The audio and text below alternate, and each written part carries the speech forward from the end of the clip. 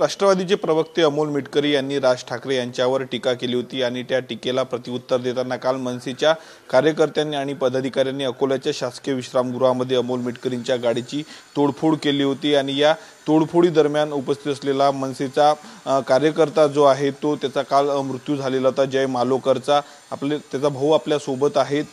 काय सांगणार, काल संपूर्ण घटनाक्रम माहित आहेत, भावाचा संपूर्ण या प्रकरणामध्ये मृत्यू झाला, कसं पाहता या प्रकरणाकडे?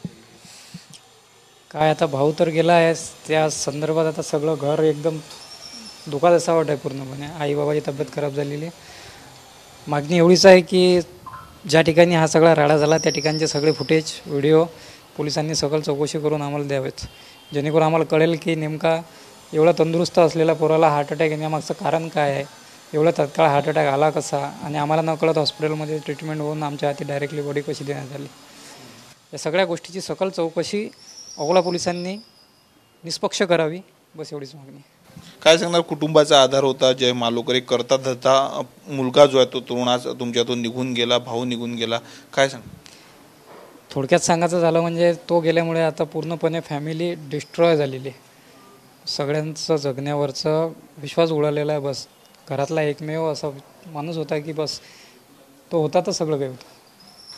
काय घरून जाण्यापूर्वी काही सांगून गेला होता की आंदोलनात चाललो, किंवा मग काही बोलणं, शेवटचं बोलणं किंवा चालू तर काय? इथे अकोल्यामध्ये असताना कॉलेजवरून आल्यानं मनसेचे कामं नियमितच तो करत होता। 4 ते 5 वर्षापासून मनसेचे नित्यनियम कामं करत होता, त्यामुळे असं रेग्युलरली विचारण्याची काही गरज आवश्यकता पडायची नाही, कारण कुठेही जायचा मनसेच्या कामानिमित्तच जायचा आणि जे मनसेचे वरून पक्षाचे जे काही त्याला आदेश असायचे त्या पद्धतीनं तो कामं करायचा। कालही त्याच पद्धतीनं तो गेला, त्याच पद्धतीने त्याने काम केलं, पण कालचा जो अनर्थ घडला या गोष्टीचं सकत चौकशी होणं खूप गरजेचं आहे। तुमच्याच काही नातेवाईकांनी म्हटलेलं आहे की त्या ठिकाणी त्याच्यावर प्रेशराईज करण्यात आला आहे आणि त्यातूनच त्याचा मृत्यू झाला, याची संपूर्ण सखोल चौकशी केली पाहिजे असंही म्हटलेलं। हो, काकांनी जे बोललेलं आहे त्या बाबतीत त्यांना माझ्यापेक्षा जास्तच माहिती असू शकते आणि माझंही तेच म्हणणं आहे की अकोल्याचे SP यांनी स्वतः त्यात लक्ष घालून प्रत्यक्षपणे ज्या लोकांचे नाव काकांनी घेतलेले आहेत त्यांना पकडून त्यांचा PCR घेत या सगळ्या गोष्टीची चौकशी करावी। मनसेच्या काही पदाधिकाऱ्यांशी बोलणं झालं का, वरिष्ठांचा काही फोन आला? आतापर्यंत मनसेच्या कुठल्याही पदाधिकाऱ्याशी काही बोलणं झालेलं नाही किंवा कोणीही इथे अजूनपर्यंत आलेलं नाही। काय मागणी करणार आहे तुम्ही एक कुटुंबीय म्हणून? बस माझ्या भावाला एक निष्पक्ष न्याय मिळावा एवढीच मागणी आहे। काय सांगणार, आईची तब्येत खालावलेली आहे संपूर्ण ह्या प्रकरणानंतर, करता धर का मुलगा आज घरातून निघून गेलेला आहे 24 ते 25 वर्ष, त्यांची तब्येत पूर्णपणे ढासळली आहे, ते काही सांगू शकत नाही आता त्यांच्याबद्दल काही। या राजकारणामध्ये भावाला गमावलेला आहे, नक्कीच ती गोष्ट तर महत्त्वाची आहे। आता राजकारणामध्ये भावाला गमावूनच बसलो आम्ही, आमच्याकडे भाऊ म्हणजे आमचा खूप महत्त्वाची गोष्ट होती, शेवटी आम्ही गमावलं जातं। काय आठवणी त्याच्या होत्या, कारण करता होता, शिक्षण तो देखील घेत होता, काय सांगणार? आठवणी तर हजारो आहेत, न सांगण्यासारख्या आहेत, आठवल्या तर खूप आहेत।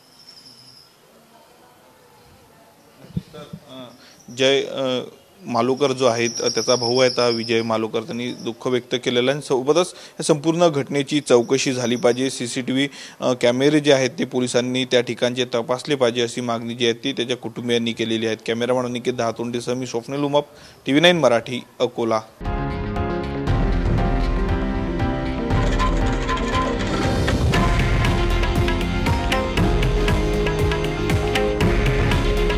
हे आहे देशातील नंबर 1 न्यूज नेटवर्क आणि आपण पाहत आहात TV9 मराठी। काळजी तुमची, हित महाराष्ट्राचं।